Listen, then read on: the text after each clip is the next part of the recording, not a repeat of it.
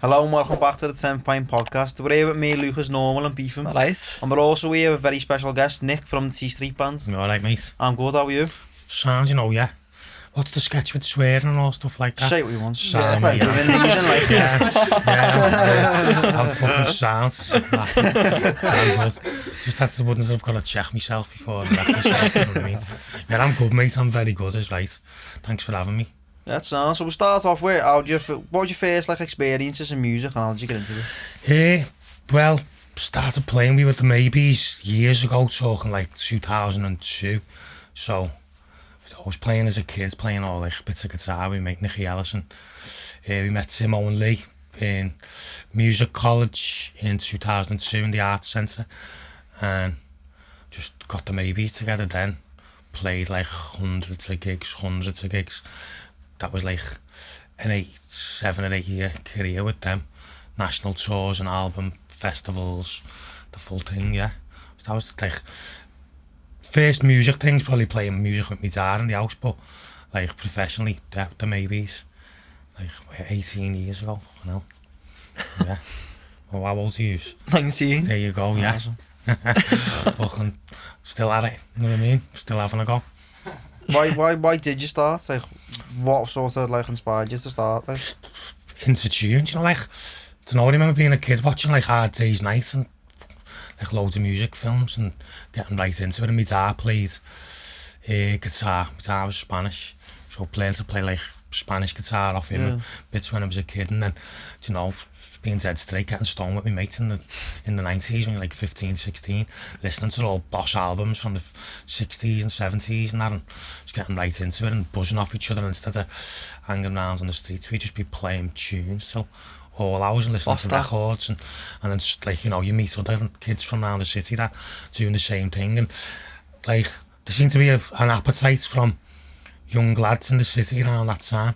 So the bandwagon was formed, and you had the old Delta Sonic thing going on with the Coral, Zootons, the Bandits who formed the bandwagon, and loads of really hard work and Stampede Sack, really hard work and really boss bands that listen to loads of tunes and to all go and watch each other and get behind each other or give each other shit, whatever way it was working out. But there was loads of good appetite to dead hard work and real professional musicians. So it's sort of everyone was trying to get on everyone's toes, you know what I mean? And work it then, yeah. So, yeah. So that's it. What year did the T Street Band come about then? When? Yeah. Well, I'd jibbed the Maybes after some personal things in 2009, 2010, and then our mate Albo, James Albertina, he was already writing music under the name the T Street Band. We used to record with him, and we sort of be his backing bands as things were happening. And I think tea, cup of tea. He said he didn't know what the Street Band was, and all that. He's smoking weed, so that was his thing. And then he was after the Maybe sort of dissolved, done its thing. Him and Timo, our lead singer, were writing some dance tunes together, and our mate Julia Brunn, she was working for Strongbow, booking bands for Creamfields and tents and festivals. She heard this dance tune they were doing. She said, no, these were shit up with the Maybes, were live, these were hypo. If you can play that new dance music live, we'll book you for Creamfields. So Timo gets on the phone to me the next day, he said, get on this. Do you want to form a band just to play Creamfields? So yeah, go ahead, we're going to have a little party there and do what we do. And yeah, so we just formed a band really, on top, jumped on elbows idea, and then formed a band just to play Creamfields and have a party. That was 10 years ago, this summer. 2 albums in, making the 3rd one now. Having a grin, tours all around the world, just for having a laugh, really. So this feels a bit like cheating compared to the Maybes days, which was that was a crusade, 50, 60 hours a week. Yeah. And so this is just having a laugh with your old mates that you've known for years, do you know what I mean? So it's a good time, to be honest with you. Yeah. Do you prefer it now, to back with then? Or do you like the hard work of it back then? I don't like being old, so you know what I mean? But I know I have a lot of constraints, I suppose, being this age, you know, bills to pay and other bits on the go. Back then, we didn't give a fuck, we were just playing, say, 50, 60 hours a week. Your life was music, playing all the time, you know, it was fucking, it was great. So, like, that, can't beat that every day, playing music 10 hours and then with your best mates and then getting out and playing like 15, 20 gigs a month or something. That's like, that's living that, do you know what I mean? Yeah. So like, I was like, but now there isn't any pressure, it is a good laugh. It's like our game of five-a-side once a week, do you know what I mean? Getting out and having a meet up with your mates and keeping yourself a bit, keeping your head on it and, you know, tipping your toe in. And it's like, it was times, because we took it so seriously, and we did, you know, take any young band, mate, just work your ass off. That's all it's about. Because we don't take this so seriously now, or we did take that so seriously, sometimes you can maybe, no, you don't allow yourself to enjoy it, because you're like, do this, next day. And now it's like, do you know what, give yourself a break, enjoy it, and have a grin. You know what I mean? So yeah, it's mixed, do you know what I mean? Mixed either way. But we're still doing it, so it must be a buzz. Yeah. Do you know what I mean? Otherwise, what's the point? What's the biggest festival you've played? And what one have you like? What have you enjoyed the most? Done Leeds and Reading a couple of times. Radio 1 dance tent and Institution. Them dance tents are big, like, you know, a couple of thousand, massive PA. They're a buzz, them, because it's like you're sitting in, like the musical amp stage equivalent to driving a Ferrari, do you know what I mean? Yeah. It's like massive amps, massive PA, all fucking engineers everywhere wiping your ass for you. It's boss, do you know what I mean? Like that's in everyone. I think, to be honest though, you can't, like, they're a buzz, they're an adrenaline buzz. Then we're playing a gig in Sound City in the when it was based in the city centre, in the garage on Waltham Square, and that was Red Bull had backed it. And that was like, that was heavy, that was pumped. About 1 a.m, festival converged on the square. It's like, you know, everyone was fucking loose, you know, and we were right on it, like really slick, and that was bouncing. But then you go back to, like, you know, a Magnet gig or a gig in the Zanzibar, like, you know, he's playing to 200 people who want to be there, and it's shocking, sweating, and it's bouncing. Like, you can't, that closeness, that sort of reciprocal symbiotic thing going on in that, like the synergy there, like that's, you can't beat that really. The rest's a bit more ego, do you know what I mean? Fucking look at me, I'm bossing stage and this is all great, but that feels like something's going on, do you know what I mean? There's a higher thing going on, I suppose, now, but there's like an energy feeding and bouncing off each other. Must be some buzz. It is, mate, yeah, it is. It's like, that's why you end up chasing it when you get off stage, I suppose, as well, do you know what I mean? Trying to keep it up there. But it's boss. Like, we, you know, we get a bit of a thing sometimes of being all our records or whatever, but going up on stage and that, like, you know, straight-headed, on it, playing music properly, there to do a job, there to, you know, do it, and then the buzz you get off that clean, flying, proper adrenaline buzzing, you're all on it, do you know what I mean? That, no, you can't beat that. Music's the one, you know what I mean? Yeah, definitely. Do you enjoy being in the studio as well? Like recording? Yeah, I mean, I think it's like, used to be a weird one when we were younger. I used to like be a bit wary, a bit, you know, a bit worried of like, you know, getting it right and a bit apprehensive and not, you know, not being fluid in the recording arena and all that. But like now it's exciting to make another record, and it's good. Like we were in last night, working, playing some Bedtown on the first synth parts for the next album, the very, very early days, and it's like, it's good to know something's coming round again, do you know what I mean? It's like, it's your next chapter, it's your next bit of work, and you don't know what's going to happen with that, do you know what I mean? It's like something could kick off, boss, could take it somewhere, and you just don't know what it's going to be called, don't know what's going to work out. This song's going to end up being shit, someone you haven't wrote yet might end up being boss, you just don't know. So there's a bit of a, you know, mystery to it all, excitement there. And now I'm 40, do you know what I mean? So it's good to still have that on the go. It's like a little injection back to F-O, like. Where'd you sort of get the ideas from? Is it from like experiences in your life or like anything else, like? Do you mean for writing songs? Yeah. You know, we all write different bits and all, like, you know, responsible for different parts at different times. It's not like someone's just a strict songwriter, and so songs, sometimes you're writing on someone else's song, and sometimes they're writing on yours. Sometimes you're writing on someone's piece of music. Sometimes you wake up one day and something just comes out your head and you don't think it's about anything to do with you at all, and then 2-3 years later, like, fucking hell, my head was battered there what I've just been writing about. And or sometimes you know what you want to write about, who you want to write about, and there's like a dedication thing going on, or you're trying to get an emotion across, or some type of topic. There's like, I think you can't restrict that. Things just flow, or they don't, and when they're not, you've just reckon your head trying to work something too hard till it flows again. And then sometimes you're just having a laugh, like we don't want in the studio from the last album, Marseille Blues, and like 2 of the lads were playing some boss riff on some new pedal. I was in, me and Tim will come back and like, it's fucking boss, that a groove on the go. Like, it felt like it had this French thing on the go. And then Tom, our drummer, had a Marseille top on, like the footy teams, like Marseille Blues, and just fucking ran off and turned it into something. And it's like, part of it means something, part of it doesn't mean fucking anything, it just sounds good. And like, you just, no science to it, no strict way of doing it. Yeah. Like, just throw everything at it at different times, and if it sounds and feels good and you're okay with living with it, then yeah, you'll know. Do you know what I mean? Yeah. So you can try shit and it sounds shit, so you bin it. Even though at the time you think, oh, this gonna be boss this. Yeah, it's like fucking crap, I swear that. And then go back and get something else on the go till it's like, fucking hell, didn't expect that, you know what I mean?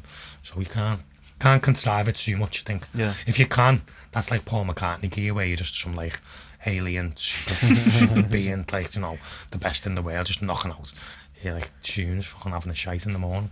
You know what I mean? He's crazy, isn't he? Yeah. Like, yeah, just as we do. Different days, different vibes, different emotions, different people in your life, different memories and that. Yeah. You just mentioned you've been in, like, doing your third album, is it? Yeah, third T Street one, yeah. Yeah, so when do you reckon that'll be done by, or couldn't you say? We tend to take our time, so I don't know.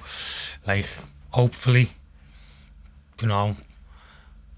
if we can get it together by March, because like we've all got jobs, do you know what I mean? We can't just like go in and book 2 weeks and lock ourselves away from work, and like people have families and kids and shit, so like you sort of got to do it on the weekends and when you can get it in and get it right. So if we carry on the way we are, it'll be like March finished, but we'll be able to have a track out February, early March or something like that. And then let the label do their thing. I'd like to see it this side of next summer, but it'll probably be September, October, around that, and hopefully be able to book a tour if the world will let us back then. You know what I mean? Hopefully. Have you missed out on a lot in terms of gigs and tours? I don't know, we were in Cycle. I mean, you had Jay on the other week, and like, with him putting his album out and all that, like people who were like, in Cycle to get out and get on tours, mate, they missed out on a lot. Hopefully them opportunities will still be there, definitely with Jay. He's fucking smashing it, isn't he? So them things will happen, but everyone's just itching to play, whether it's fucking one gig, whether it's all around the world of 100, everyone's just itching to play, everyone's itching to go to gigs. We're missing being together, aren't we, everyone? So missing out a lot on that, financially or business wise or opportunity, not as much, because we've been writing it to give us the opportunity to write, I suppose, and get this done instead of just like the odd little spot gig. But now with this time, be able to plot next year and hopefully ram a load of fezzies down people's throats. Either one. What would you say the best festival you played is? I don't know. I seen on your Instagram you've done Kendall Corland's main stage. Yeah, that was weird. We come back from playing the night before. We just flew back from Australia. We done a little mini Australian tour. Come back, like literally got to Heathrow like 6-7 o'clock in the night. Come straight home. We were driving to Kendal in a splitter at like 9 the next morning, on the main stage at 12, half 12, 1. So hardly anyone. Do you know what I mean? Everyone's still in bed. But then you look around and the big fucking massive screen and your head's on it, looking cool in a pair of shades and a Boss Harrington. You know what I mean? Like thinking, still fucking needs a kid here. Like all fezzies are great, they're always a bit mad as well, It's like, it's not your backline, you rushed on and off, you're not playing to your crowd necessarily, you're there to win over a crowd and have a grin with them. But they're all like, to bosh, you know, you're backstage getting driven around on a buggy. There's all fucking loads of knobhead famous people or whatever here and there. Half roar off them decent scran.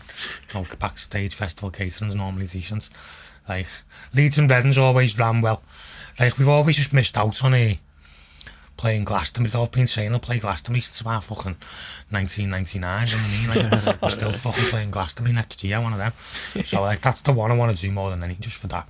Reckon we'd smash it. Fucking some mad sense out the way in the hippie fields at about 2 in the morning, just fucking send people around the bends, do you know what I mean? That'd do us. Big time. You just mentioned Australia there, that's mad the way you played there. Yeah, that was with the Anfield Rap, fortunately. Like, you know, we've had some good relationships with some really good people doing, like, you know, they started their podcasts like yourselves. You can end up taking us then in 5-10 years time if you want, boys. Keep it going, isn't it?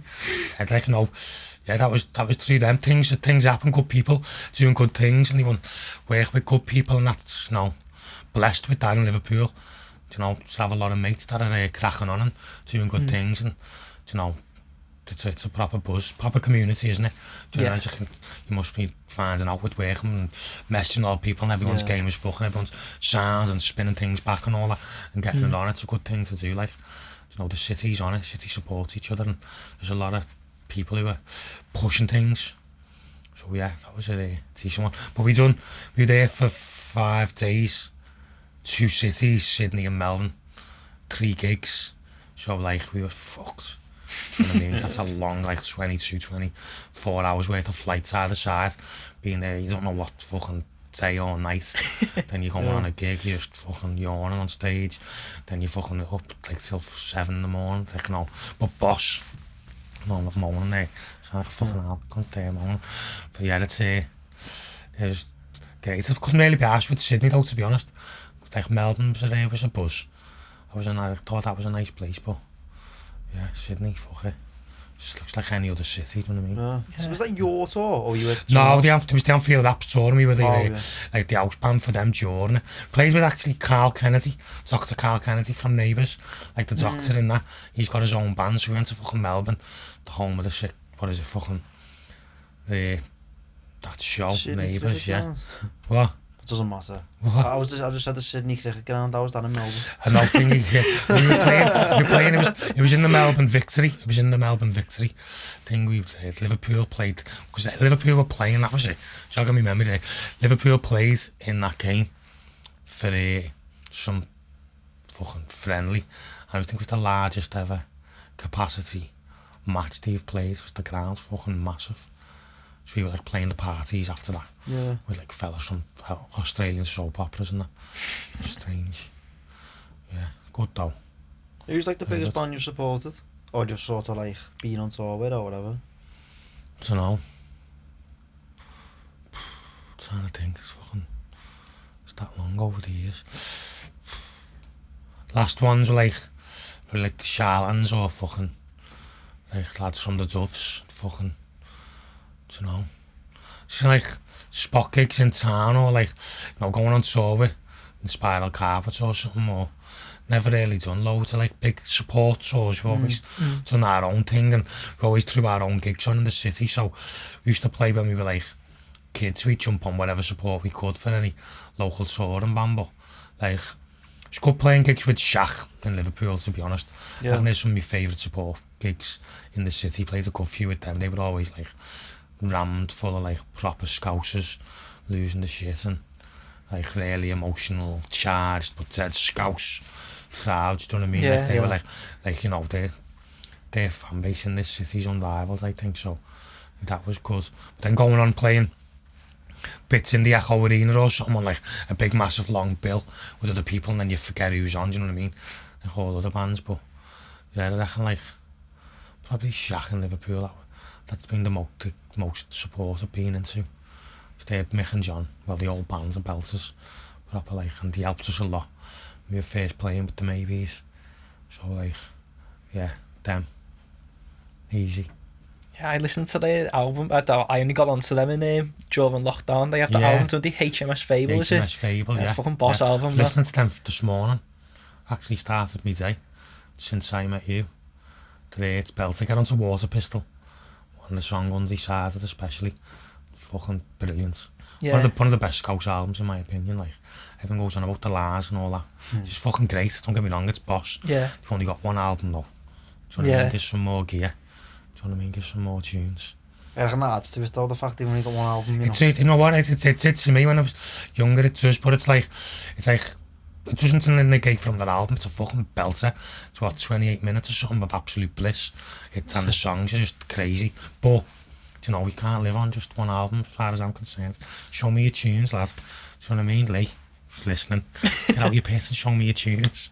Because you must have some belters, mustn't he? Yeah. You're not writing that album and not fucking writing anything else that's shite, you know what I mean? Like, you must be able to have some belters still there. So just let's hear them, man, do you know what I mean? We'd love to be able to interview him, you know. He's probably hard work, to be honest. No, yeah, you know, a lot of people being after him getting out, but he just does his thing. Yeah. Do you know what I mean? I don't know the guy, but like, you know, from what I know, he just does his thing and he's happy with that. And you know, and I don't even think, by the sounds of it, he's even happy with that album, is he? When he sees there is stuff about interviews that. and all Yeah. that, do you know what I mean? It's like, fucking hell, it's a monster, isn't it? Like, you know, so yeah, just like to see more tunes. Not really too asked about it. Just get your tunes, mate. You know what I mean? Put them out. Years ago. Yeah. What like local, like sort of around this time now, rather than the past, like what musicians you're onto now or bands in the city? Or further afield? Like, you know, I used to do book all bands for Sound City for a few years, all the local up and coming, the emerging artists and from all around the world. So all the locals like the Sonza, the Sway, you know, Webster, Keogh. Trying to think, you know, bit older, like, you know, She Drew the Gun a few albums in.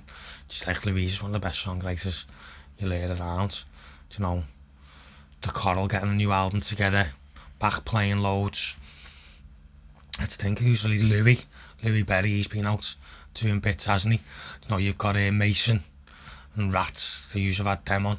They're doing all bits. Yeah. Like, you know, I think it's like, to be honest, as I'm thinking through there, because like, you know, like Hush Tones, they just released an EP, they're belter, you know, Kangaroos, they were flying with, you know, lockdowns have swatted everyone, hasn't it? So you don't know, we'll be back playing and getting things back on the go. Just hope a lot of the bands that were picking up momentum and all that are going to carry on and not lose faith or like get caught up in just fucking basing off in their house and, you know, earning the wages and that. Like, oh, hopefully, you know, they've been writing loads and the new bands have formed and who knows what will come out of the arse end of this. Maybe there's loads like fucking dead frustrated people that'll want to get some music out. So hopefully, you know, they'll all continue to crack on and get some more records out and do a few bits. Any use I've heard of that I never touted there that I should be listening to? Caros, yeah, on them. Thrills. Yeah, Cheap Thrills, Cars, like, you know, Cheap Thrills are fucking been going as long as me, even though they're fucking still dead young. Remember Louis and that playing when they were like 15, 16, boss band though, really good band. And yeah, I mean, they had a push with their single last year, 119, they were fucking flying, you know. You got Katie Mack, some of the girls doing their bits. I just hope they all get back playing. Drew Connery was doing bits with Katie. He's put his own single out or his own song early on in the year. Hope he gets a few more bits out. So yeah, she's just gonna should be making a new album. That'll get onto them. Yeah. Louisa, mate, she's some songwriter there, you know. She's belter. I'd like to hear their stuff, their new stuff. But yeah, if you hear any new hot bands, mate, send me them, please. Try Try and get them on with us. Do you know what I mean? What else have you done? Does that Alan do Cushion? He's a Geordian. Yeah. He's done a song with Noel Gallagher, hasn't he? Yeah. Yeah. No, send us a link to him. Yeah, he's Haven't heard about him. to. Columbia as well. Yeah, That that's one. sick, yeah. Yeah. You're like Oasis, aren't he? Yeah. Yeah. They love a smoke. Used to have the air streams with them. Good lads though, their sounds, yeah. Booked them for Sound City a couple of times. I think the Harm, let me make Chris Mack a bit more electro. They're good in his solo stuff. Anyway, Chris Mack does there. He's really good. He used to do Silent Sleep. Song like Bombs Out Church. He's belter. Have a listen to the Hush Tones' latest single, well EP, set of covers. They just finished their album with Steve Levine. Hopefully that'll pop out sometime early next year. So get on that. They're locals, they're good. Yeah, let's So get we on get them. more birds on the podcast. It's always lads, isn't it? Mix it up to some belter girls making belter music, you know, in Liverpool. Really, there's that, get the money, yeah.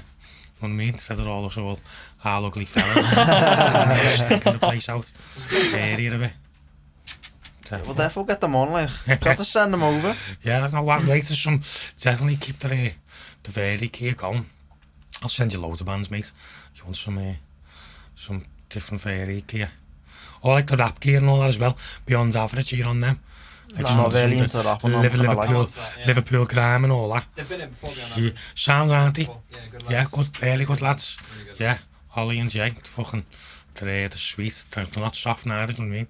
But they've got a boss collective on the go as well. I've worked on them in a few gigs a couple of years ago. I was surprised at how like supportive they all are and they all get behind and like band like to be honest, house bands back each other up, but there can be little bitchy undertones going on. But like the Liverpool grime scene's boss, you know, Kof doing a lot of the production and the video work behind it, and he's a top dude.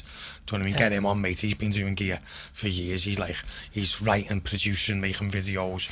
He's been going like, you know, maybe not as hard as me, but like he's been going a good 10, 12, 15 years or something. Get on him. And like he'd be a good one to talk because he's got some history and he's cool. Cool. Yeah. I could put you in touch with him. Yeah. I know him. He's a good guy, isn't he? Yeah, he's good. Yeah, he's like, you know, break up into other genres of music and like he's got some like, you know, some stories to tell and other sides of the industry as well, from doing his own label and working with bits. He's a proper like, you know, especially for the alternative music there, do you know what I mean? He's like, of urban tunes, he's all over it. Get on him. And he's on all the new grime in Liverpool. He's the man. Yeah. You've got any like mad stories then, or like running, not necessarily running you've had with people, but like obviously from, you must have, from touring and all that. Yeah, I suppose, you know what I mean? Like I don't want to get into all like the madness because it's fucking, you know, feel a bit like harder, I suppose, you know what I mean? When you've been acting as fucking knobhead on tour and that, but I suppose like, I don't know, speaking to my mate the other day, Rodriguez, this, you heard of him, some singer-songwriter from Detroit, from the 70s, was on tour with him and his family about 6 years ago.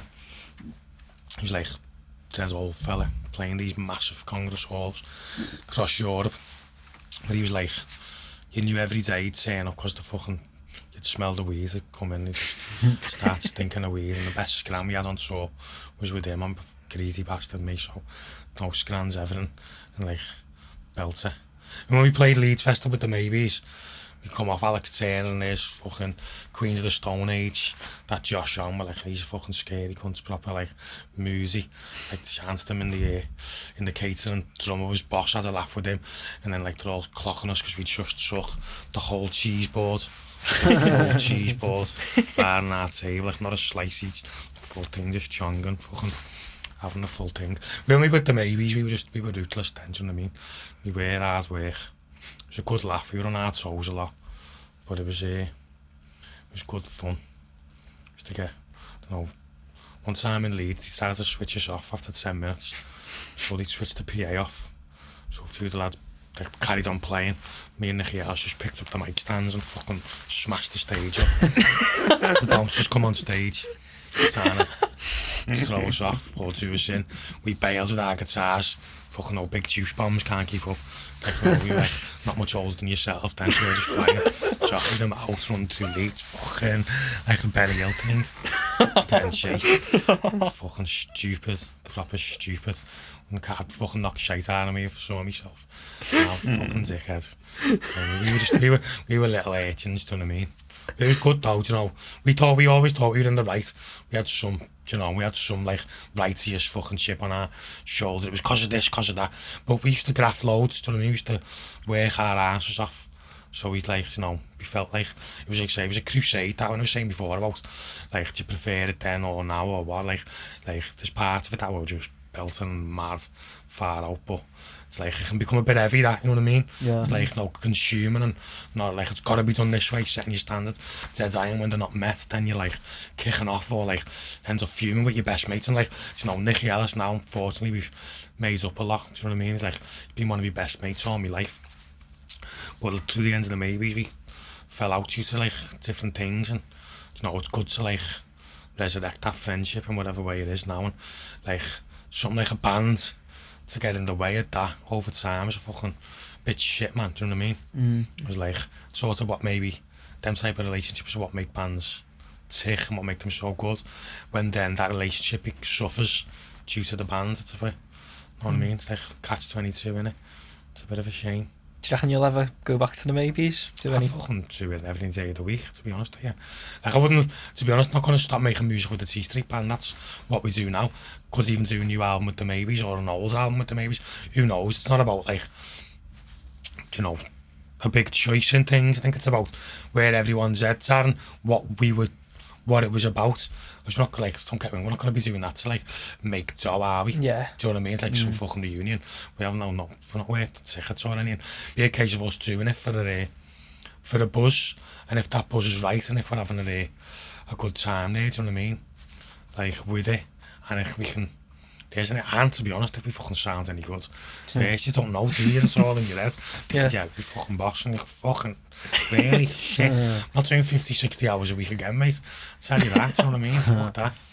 So, I'd love to, mate. No, cut a long story, very short. Like, no, I'd love to, yeah.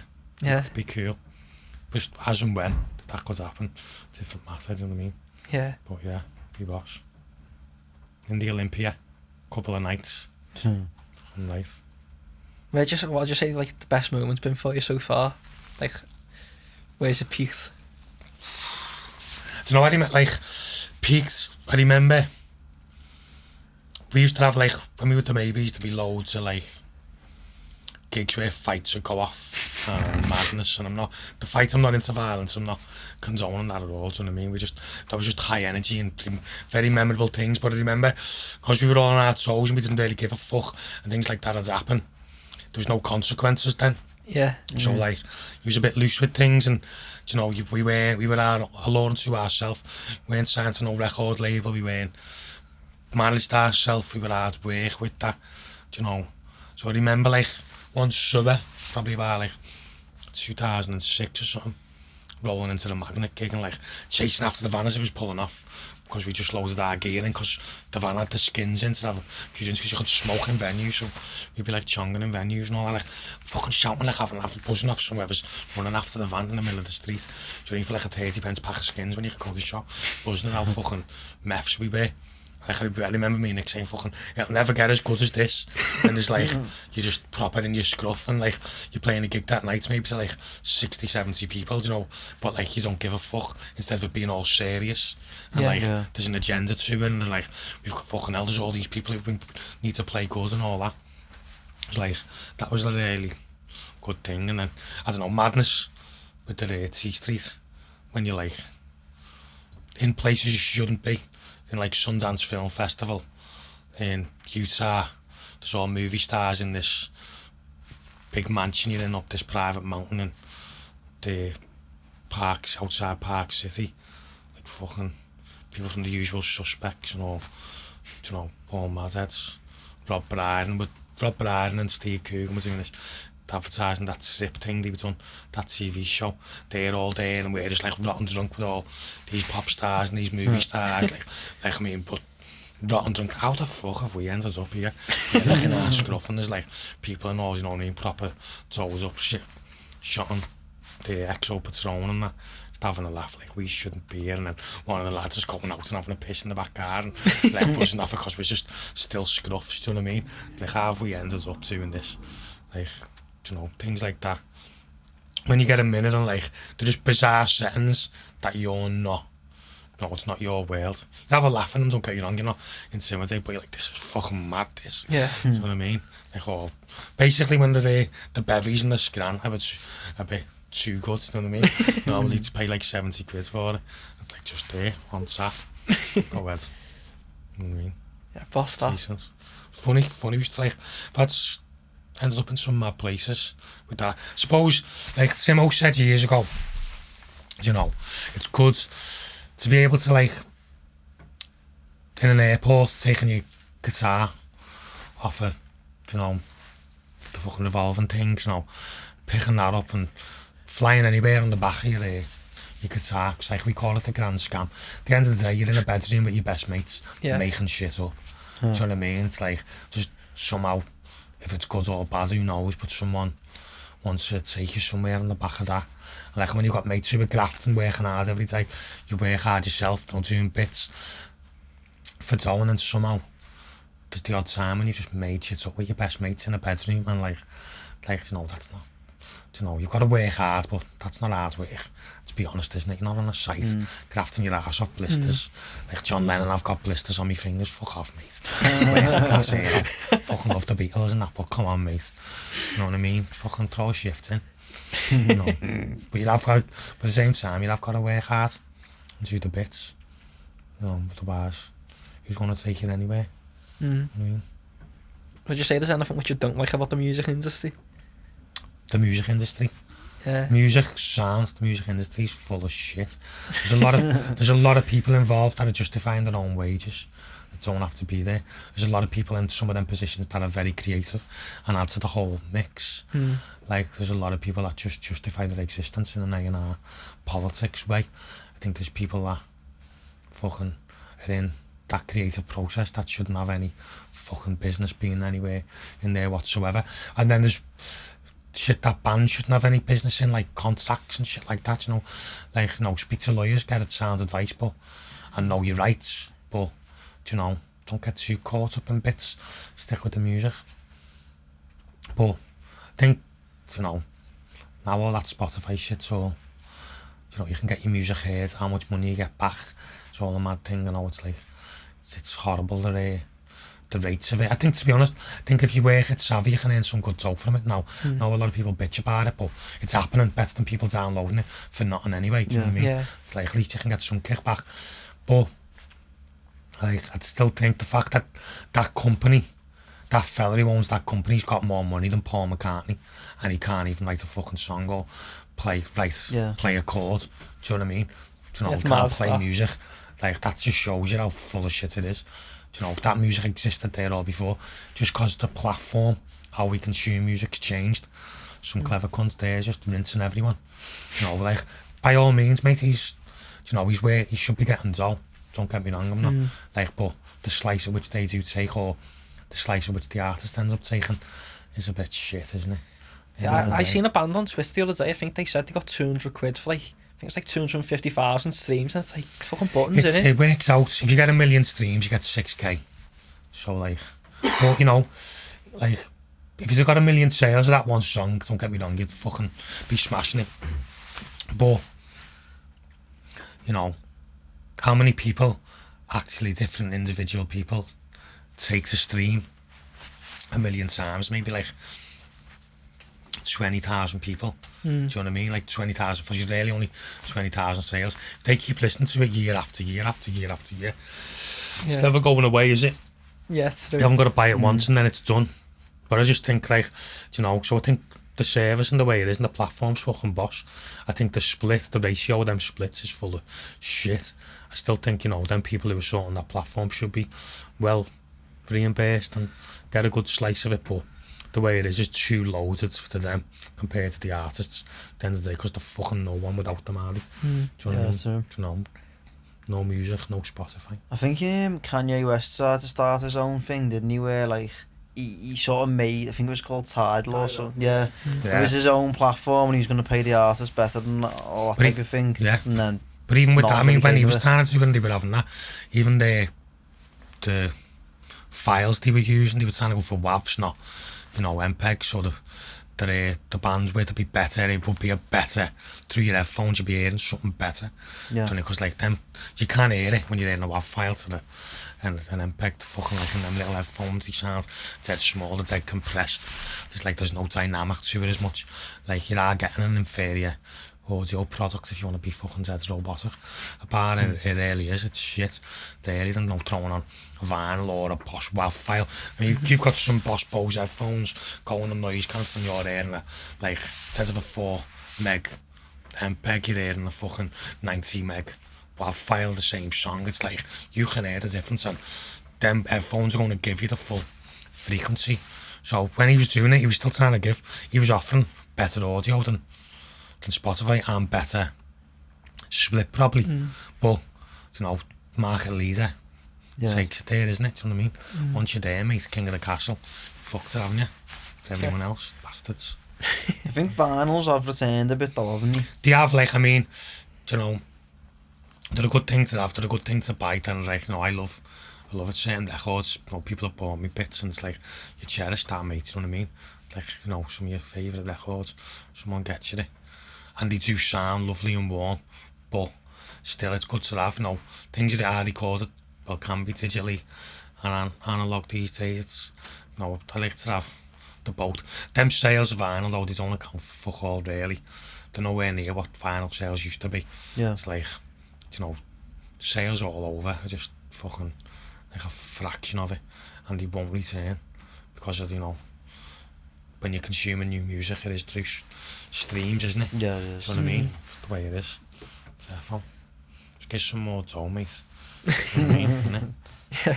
Therefore. And I think it's shit that, like, albums aren't listened to as much anymore. Do you know what I mean? Like, you know, people just like the single, the thing on singles, like the fucking, that appetite, just single after single after single. You want to, like, I like, you know, you write an album, you, like, you know, there's thought and care gone into what track follows, what, even if it's shit, but someone has stuck there, and even the gap between songs 7 and 8, is it like 1.2 seconds, is it half a second, is it 3, is it just silence, is it this type of silence? No, people fucking get that anal, and you're missing that when you're just going streaming track to track. I think part of that problem is radio stations with the singles though. Because you just repeat, you take the same, like, the best, like the title of the album. Say that song, for example, just regurgitate that. Yeah. Rather than going into depth for the album. They definitely, like, add to that. You've always had to advertise an album with a single that's been on the go, but they reciprocate what's gone on with the fact that you can skip and change and alternate and shuffle your playlists with digital music, as opposed to, you know, like, you know, a vinyl, you've actually got to lift the needle, haven't you, and go. So, like, you know, radio stations too, generally, they're backing that up. But I think they're half finished as well, aren't they? The radio, apart from them in your car. Do you know what I mean? Yeah. Really, or like backgrounds in work. Do you know what I mean? They're not like, you know, you can throw whatever fucking music you want on Spotify playlists, new music, Friday and all that, and all the things, you know. Yeah. People listen to the different playlists that are coming out, don't they? Do you know what I mean? Get things through that. That's the new radio, essentially, which is just like that, tune after tune after tune. Yeah. And they're getting plugged by some record label what tune they should be having and all that caper, so, you know. It's putting me off making this album here. That's what you lay down, do you know what I mean? Normally like about 15, 18 tunes, whittle it down to 10 or 12 that make sense together, or that are the best recordings, essentially. Get it on. What do you do with the rest of the tunes then? Launch them. Throw them? Unless they're really good and like, just like, they just don't, it's so removed from the other music on the album, it wouldn't make sense. But generally, like, you can't, even if sometimes you can go in, it's a boss song, but you just, and you've tried it a few times, different studios, different producers, but it sounds shit.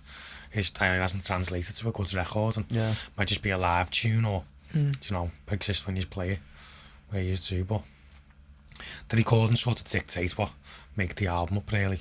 And then, if you're fortunate enough that you have got fucking everyone's turned out a belter, you probably do another EP out of it or something, you know, B-side or a fresh single. Just but no, our hit rate isn't that. We're not that prolific, do you know what I mean? Fucking I wish. You know what I mean? Therefore. You got any more questions before we finish up then? Yeah, a few actually. Right. What sounds the match on? Do you know, in terms of like venues you've played and that, have you ever played any, like, what would you say the best venue you've played is? Or is there like any like weird ones or anything which you've played? don't like played echo arenas, played academies up and down the country. You know what I mean? Like the O2s and that. Don't like them. Some are better than others. Some are old theatres converting to sound really good. Like the Olympia's a gorgeous venue, but the sound isn't great. Even if you've got some great people doing the best in there, it's a hard one. To be honest, like prestigious, looking round, going, shit, this is boss. George's Hall, playing St George's Hall in there. That was just like looking round at this mad building, like fucking hell, mate. I'm on this stage here, do you know what I mean? Like looking, it looks good, it feels good, like and you're getting access to normally it's like go this way, don't go, no entry and all that. Yeah. And when you're playing there, you can go wherever you want. It's like shackles are off, so yeah. being able to have a nose round somewhere like that, and you don't feel like a punter then. Do you know what I mean? It's like that's a really nice. There's not many people that have played St George's Hall. Do you know what I mean? That's a pretty unique one. But I've played fucking everywhere in this city and up and down. But yeah, I'll stick with that. Yeah. George's Hall. Yeah, must have been boss that like. Yeah, lovely mate. Sounds like shit though. It's not made for it, you know what I mean? Fucking echo bouncing everywhere. Some good pictures though. Yeah. Yeah. Yeah, that's about it. Yeah. That was good though, really nice. Yeah. And the Stanley Theatre, I don't know if you've ever been there on the side of the mount as well. That's a belter. Like, about 600 people. It's a good one. Zanzibar was fucking boss. Tony Butler, the man. Yeah. Zanzibar was always a fucking shit. It's like gone now. Because I've seen like. Don't know. Well, to be honest, mate, I know people tried to resurrect it. I think once Tony was gone, it was gone anyway. He was the Zanzibar. Mate, it was him. His ethics, his efforts, his energy, his fucking madness, his bossness, his fucking giving you shit when you're loading in. It's a pain you're on the way out, with a pat on the back, do you know what I mean? Like he was the Zanzibar. Building's just a building, isn't it? What is a city but the people? Yeah. Do you know what I mean? People put the energy, people put the heart into things. Anything else is just a space. And another space will come along, made by someone else.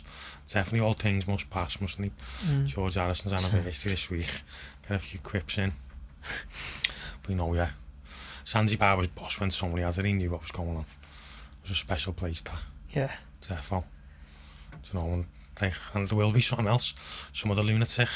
Like Tony will be a pain in the ass, but a boss one. Making sure everyone from the age of 13, 12 can get up and go somewhere and play and get a gig on the go. Do you know what I mean? That'll be happening. Yeah. Whoever that loon is, bless you. Maniac. Yeah. Is there any advice which you'll give to like a young up-and-coming band? Yeah. Just, especially Scousers, you just carry on playing and let other people do the business, but keep your head in the business. But don't be paranoid if everyone's trying to rip you off. Everyone's going to rip you off anyway. Spotify, what the fuck? No one's negotiating them fees. You're getting rinsed all over. Don't worry about it. Just get in the fucking studio, rehearse as much as you can. There's nothing special about that. Do you know what I mean? Like you do anything. You have sportsmen on here, don't you? Do you know what I mean? Yeah. Like, it's practice, getting in here. Like drill, bang, bang, bang. 40, 50 hours a week. It's only how you get good. Playing on your own, playing with your mates, battering it till fucking no one can take that away from you. The sound just make together. So get stuck in. Yeah. Just play your ass off together. Don't waste time. Just do that and everything else. Be sound. If you're on ass, you just want to be in a band to look good. Just stay in the mirror. Do you know what I mean? Yeah. Fuck it off. Like, nah. But you need, I'm not messing, at least 30 hours a week. Like at least playing together. Anything less than that, fucking 2 or 3 4-hour practice, get to fuck, you're doing nothing on that. Yeah. That's getting started. It's warming up, do you know what I mean? Yeah. You need to do the proper gear, and that's it. Anything else, which is being a professional, isn't it? Yeah. Doing something, you're getting paid, throw the graft in. Footy, all the big footy heads, best in the world, they're the ones that are staying back later than training, aren't they? Yeah. Practicing free kicks, training harder, physically harder, all the techniques, all the skills. It's the same, no matter what, it's just another skill, isn't it? Yeah. You know what I mean? Stuck in, yeah, so work your asses off. Lazy bastards. See it? Have you got anything else? No, we're all done. Go on, well, we always Boss. finish with what's your favourite pint? Favourite pint? fucking Jack and Coke. Jack and Coke, yeah. Yeah. Don't really drink lager, me. No. Short drinker. Short pints of fucking bourbon. Good bourbon. Yeah. Yeah, and Coke. A whole pint. Yeah. To be honest, last time I played Sound City, I was up trying to never had like a bevy before I go on, really, do you know what I mean? It's like, I don't have that touch courage thing, I love it, but like, Simo poured me a fucking, like, basically a pint of Jack and Coke before we went on. It was a fucking mess on stage, fucking like that. Bass fell off its stack, like, oh my god, fucking ruined it before it started. So yeah, a pint of bourbon and a mixer. Yeah. Fuck that lager. Yeah, fat enough, mate. You know what I mean? So that was Nick from the T Street Band. We hope you enjoyed it, and don't forget to like and subscribe. Thanks very much, and thanks very much. Yeah, no, Yeah, nice nice one, one. boys. Brilliant, it's right.